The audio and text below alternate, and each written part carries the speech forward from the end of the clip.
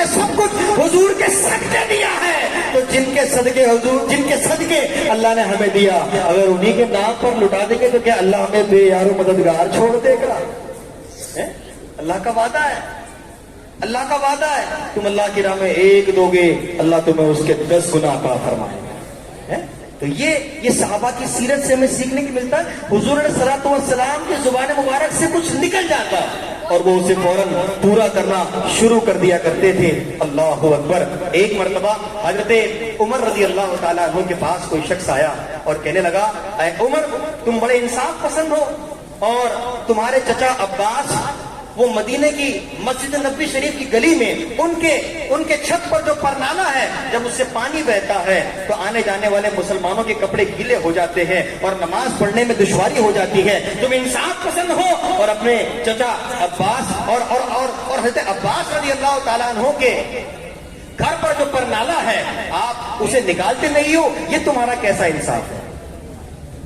تو کہتے ہیں اگر یہ بات ہے تو آج عمر پھر انصاف کرے گا، آج عمر پھر انصاف کرے گا۔ حضرت عباس رضی اللہ تعالیٰ عنہ کے گھر کے چھت سے پرنالہ نکال لے گا، تاریخ گواہ ہے۔ حضرت عمر رضی اللہ تعالیٰ عنہ کچھ اصحاب کے ساتھ جاتے ہیں، اپنے اونٹ پر سوار ہو کر جاتے ہیں، اور پتا تھا نا کہ وہ کچھ اونچا ہے، ہاتھ نے پہنچنا نہیں ہے، کہتے ہیں کہ اپنے اونٹ پر کھڑے ہو کر آپ نے اس پرنالے کو نکال لیا، آپ نے اس پرنالے کو نکال لیا، اور پھر مسجد نبوی میں آ گئے۔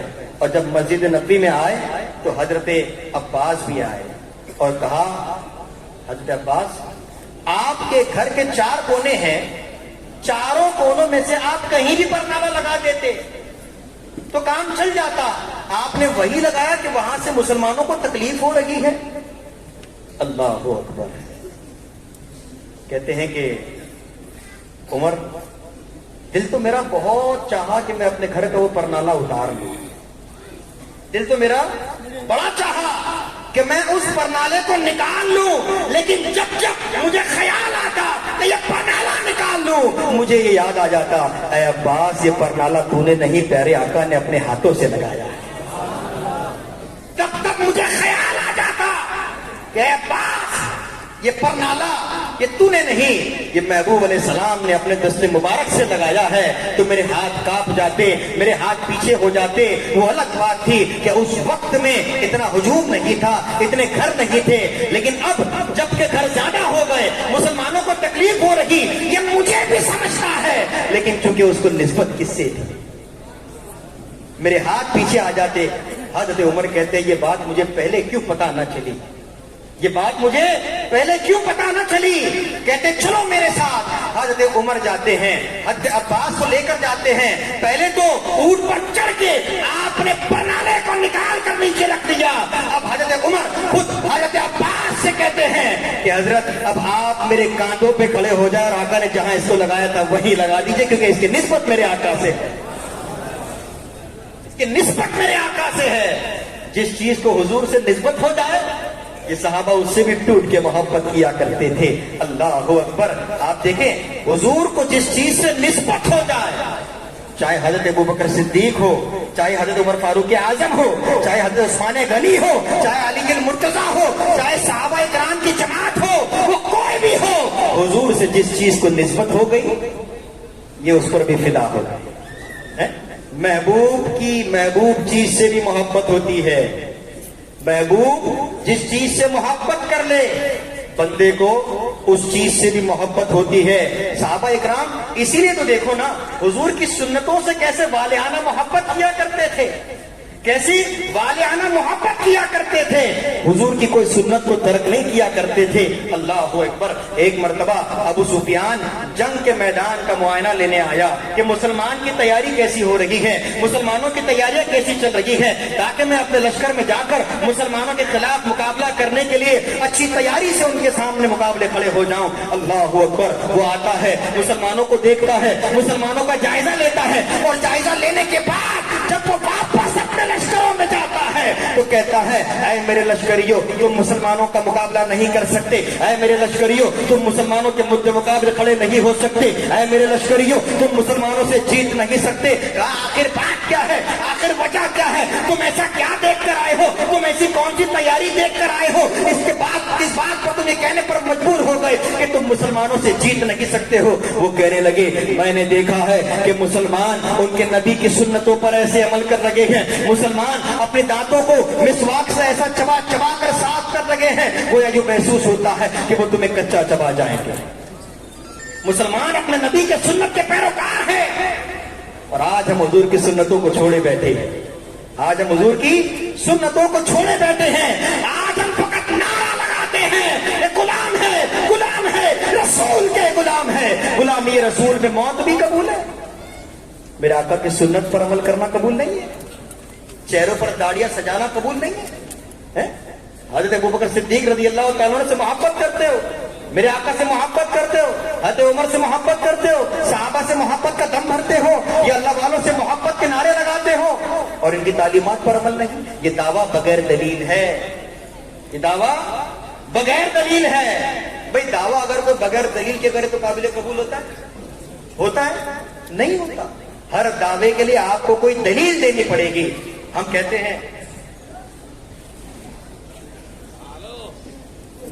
ہیں کہ ہم عاشق رسول ہیں، ہم حضور کے غلام ہیں، لیکن ہم دیکھیں اب ہم اپنا جائزہ لیں کہ ہماری طبیعت کیسی ہے، ہمارے معمولات کیسے ہیں، ہمارے اعمال کا ذرا جائزہ لیں۔ مثال کے طور پر اگر آپ کا ایک بیٹا ہے اور اس بیٹے سے آپ یہ کہیں کہ بیٹا یہ جو چیز ہے نا اس سے مجھے بڑی محبت ہے، مثال کے طور پر بیٹا یہ جو موبائل ہے نا اس موبائل سے مجھے بڑی محبت ہے، بڑا پیارا لگتا ہے مجھے اس کی حفاظت کرنا۔ وہ کہے اچھا ابا ایسی بات ہے، یہ آپ کو بہت پسند ہے؟ کہ ہاں جی پسند ہے۔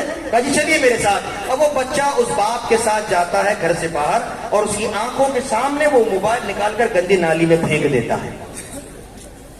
بتاؤ وہ باپ محبت کرے گا یا ناراض ہوگا؟ کیا کرے گا بھائی واشی والوں، کیا کرے گا وہ؟ اچھا صرف ناراض ہی ہوگا یا دو چار لگا بھی دے گا؟ اتنی بڑی غلطی، میری پسند کی چیز کو میری آنکھوں کے سامنے گندی نالی میں پھینک دیا، اور پھر بھی ہم یہ کہیں ابو مجھے آپ سے بڑی محبت ہے لیکن آپ کا یہ موبائل گندی نالی میں پھینکوں گا۔ بتاؤ محبت صحیح؟ بولیے واشی والوں محبت صحیح نہیں نا؟ ہم یہی تو کر رہے ہیں اپنی پریکٹیکل لائف میں۔ What are we doing in practical life? Just ایک مرتبہ اپنے آپ کا جائزہ لے، یا رسول اللہ صلی اللہ علیہ وسلم مجھے آپ سے بڑی محبت ہے لیکن آقا آپ کی داڑھی کو کٹوا کٹوا کر گندی نالیوں میں پھینک رہا ہے۔ Where are we standing right now? What are we doing? Are we عاشق رسول؟ We say that we are عاشق رسول۔ ہم کیا کر رہے ہیں؟ لیکن یا رسول اللہ آپ سے بڑی محبت ہے لیکن آپ کی داڑھی کو کٹوا کٹوا کر گندی نالیوں میں پھینک رہے ہیں۔ رسول کا دعویٰ ہے کہ اگر سڑک پر کسی کا انتقال ہو جائے تو پہچاننا مشکل ہوتا ہے مسلمان ہے یا غیر ہے۔ کیا پھر وہی کپڑے اتار کر چیک کرنا پڑے گا؟ ہمیں کہنا پڑتا ہے کہ we are Muslims، ہمیں کہنا پڑتا ہے کہ ہم مسلمان ہیں۔ ارے ایسے نہ بنو کہ تمہیں کہنا پڑے تم مسلمان ہو، بلکہ اپنے آپ کو سنت رسول کا ایسا عملی نمونہ بنا لو، اپنے آپ کو عشق رسول میں ایسا ڈبا دو، اپنی گفتار کو اتنا سنوار لو، اپنے کردار کو اتنا ستھرا کر لو کہ تمہیں کہنے کی ضرورت نہ پڑے، تم جہاں سے گزر جاؤ لوگ کہنے پہ مجبور ہو جائے دیکھو سرکار کا غلام جا رہا، لوگ کہنے پہ مجبور ہو جائے سرکار کا غلام جا رہا ہے۔ میرا وقت ختم ہو گیا، مجھے پرچی آ گئی، اس بات کو مکمل کر کے بات ختم کروں گا۔ سرکار کا غلام جا رہا، ایسے بنو۔ We don't need to say that we are Muslims، ضرورت نہیں پڑنی چاہیے، بلکہ بس کوئی تمہیں دیکھ لے اور کہہ دے کہ اللہ کا محبوب بندہ جا رہا ہے، اللہ کا ولی جا رہا ہے۔ ایسے بن جاؤ کہ تمہیں لوگ دیکھے تو انہیں اللہ یاد آ جائے۔ حضرت کی سیرت کو دیکھیں، مجھے آج حضرت کے بارے میں پتا چلا، ہزاروں کی تعداد، سینکڑوں کی تعداد میں حضرت کے مریدین ہیں جو آقا حضور کا بن جاتا۔ سبحان اللہ، یہ اللہ والے ہیں۔ ارے اللہ اللہ کرنے سے اللہ نہیں ملتا، اللہ اللہ کرنے سے اللہ نہیں ملتا، یہ اللہ والے ہیں جو اللہ سے ملا دیتے ہیں۔ اور نگاہ ولی میں وہ تاثیر دیکھی، نگاہ ولی میں وہ تاثیر دیکھی، بدل پلٹی ہزاروں کی تقدیر دیکھی. وہ سپاہ کی بارگاہ میں چور آتا ہے, نگاہ پڑتی ہے اور وہ ولی بن کے وہاں سے جاتا ہے. یہ اللہ والے مومن کے قلب پر دیکھتے ہیں. انہو ینظر من نور اللہ, اللہ کے نور سے دیکھتے ہیں. اتقوا فراست المؤمنین, ان کی بارگاہ میں جب آؤ اپنے دل و دماغ پر قابو کر کے آؤ. یہ سنتوں کہ سنت رسول پر عمل بھی کرتے ہیں, اس کے عاشق بھی ہیں اور عمل کی دعوت بھی دیتے ہیں. اچھا اگر کسی سے کہا جائے کہ یار داڑھی شریف رکھ لیجئے, تو وہ کہتا ہے کہ یار تھوڑا شادی ہو جائے اس کے بعد رکھ لیں گے. کیا کسی صحابی نے یہ کہا کہ شادی ہونے کے بعد رکھوں گا؟ حضرت ابوبکر صدیق رضی اللہ تعالیٰ عنہ کہ عرس کے موقع پر ہم جمع ہے, کیا انہوں نے یہ کہا کہ میں شادی کے بعد رکھوں گا؟ شادی ہو جائے پھر رکھ لیں گے. اچھا فلسفی کیا ہے, سوچ کیا ہے؟ یار داڑھی رکھوں گا نا تو لڑکی نہیں ملے گی, لڑکی ریجیکٹ کر دے گی. میں یہ کہتا ہوں ارے اس لڑکی کی کیا مجال کہ وہ آپ کو ریجیکٹ کرے؟ ارے جو سرکار کی سنت کو ریجیکٹ کرے آپ اس کو ریجیکٹ کر دو, کہ جو سرکار کی سنت سے محبت نہیں کر سکتی وہ ہم سے کیا محبت کرے گی؟ سرکار کی سنت سے جو محبت نہ کرے وہ ہم سے کیا محبت کرے گی؟ اگر ہر مسلمان کا یہ ذہن بن جائے گا نا تو پھر کوئی لڑکی یہ نہیں کہیں گی مجھے لندن کا پپو چاہیے, مجھے کوئی ماڈرن بندہ چاہیے. ہر لڑکی یہ کہے گی مجھے تو وہ چاہیے جو سچا سرکار کا عاشق ہے, جو سرکار کی سنتوں سے اتنی محبت کرتا ہے تو مجھ سے کتنی کرے گا. نعرہ تکبیر, نعرہ تکبیر, نعرہ رسالت. We need to change the tradition. ہمیں اس ٹریڈیشن کو چینج کرنا ہوگا, ہمیں اپنے اندر تبدیلی پیدا کرنا ہوگا. اچھا بھائی شادی ہو گئی اب رکھ لو, ذرا وہ حضرت 2-4 بچے ہو جائے پھر رکھ لیں. اچھا بھائی اب بچے ہو گئے اب داڑھی شریف رکھ لو.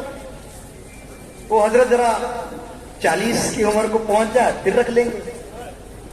Isn't it true or false? ہوتا ہے نا. میں معاشرے کا کڑوا سچ آپ کے سامنے بس یہ داڑھی شریف کی بات کر کے ختم کر رہا ہوں. بھائی 40 کا ہو گیا اب رکھ لو. وہ پیچھے سے آواز آتی ہے بیٹا ذرا اس کی داڑھی میں ذرا سفیدی تو آنے دو, ذرا سفید ہو جائے پھر رکھ لیں گے. اچھا بھائی سفیدی آ گئی اب رکھ لو.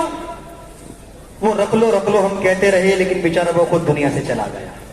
اور اسی حال میں داڑھی منڈا یہود و نصارا جیسا چہرہ لے کر جب وہ قبر میں گیا, اور اگر اسی عالم میں میرے آقا کی اس کی قبر میں جلوہ گری ہوتی ہے, اللہ نہ کرے خدا نخواستہ اگر میرے آقا نے یہ فرما دیا کہ اے فرشتوں اسے میرے سامنے سے دور کر دو, ارے یہ میرا غلام نہیں ہو سکتا, اس کا چہرہ تو یہود و نصارا والا ہے, قسم خدا کی نہ اٹھ سکے گا قیامت تک اگر تجھے میرے محبوب نے نظروں سے گرا دیا.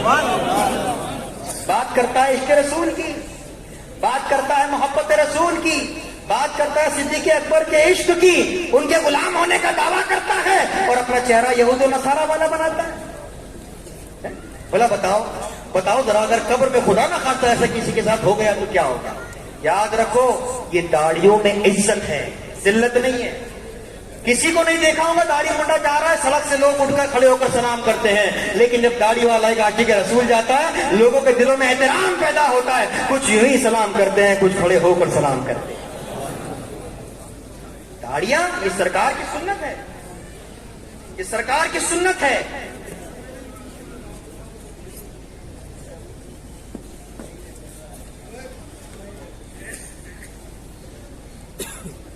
داڑیاں یہ سنت ہے. اب بتاؤ اگر مر کے قبر میں گئے ایسے ہی تو کیا ہوگا؟ حضرت ابوبکر صدیق رضی اللہ عنہ کے عرس میں آئے ہو, اس خوشی کے موقع پر یہاں جمع ہوئے ہو.